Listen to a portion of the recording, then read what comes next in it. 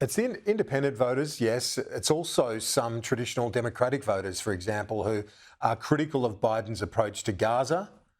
He's got that risk that he's got to try and navigate as well.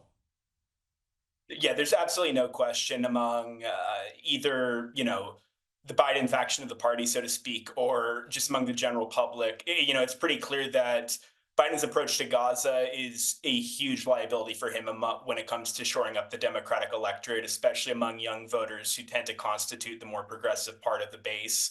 A lot of people who, from my end, I saw a lot of people on the progressive side who are actually generally did not support Biden in the 2020 primary, voted for him in the general election, and ended up feeling, given legislative dynamics, happy that he was able to pass some legislation like the Inflation Reduction Act, which a lot of progressives supported because of the, green initiatives.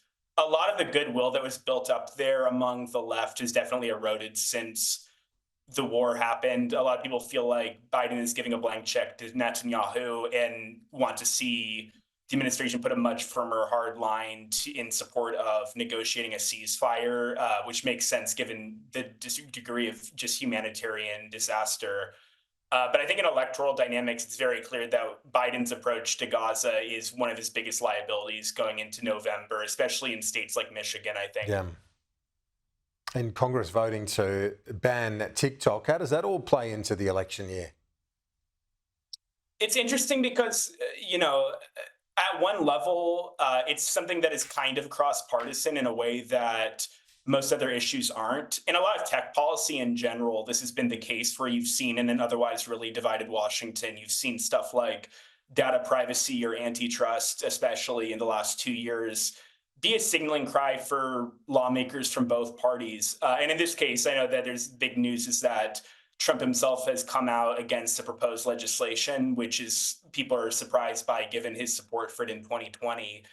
I think in terms of the actual dynamic, because I think the general expectation, I think, is that the bill, which would request ByteDance to divest TikTok, people don't think that ByteDance will actually be permitted to do so by the Chinese government, in which case the ban would go into effect.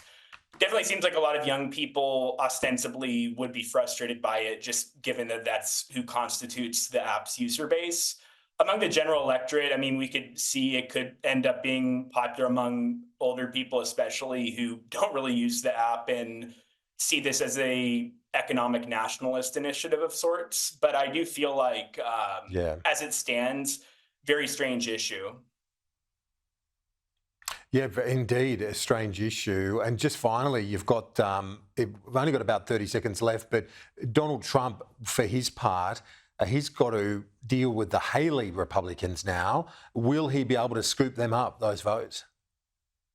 I think that'll be able to scoop up a pretty significant number of it. But obviously, when you're in such a close election, you don't want there's very little margin of error for either nominee, just given how polarized this country is in terms of electorate. So I think that will be a big challenge for the Trump campaign and big initiative in the coming months.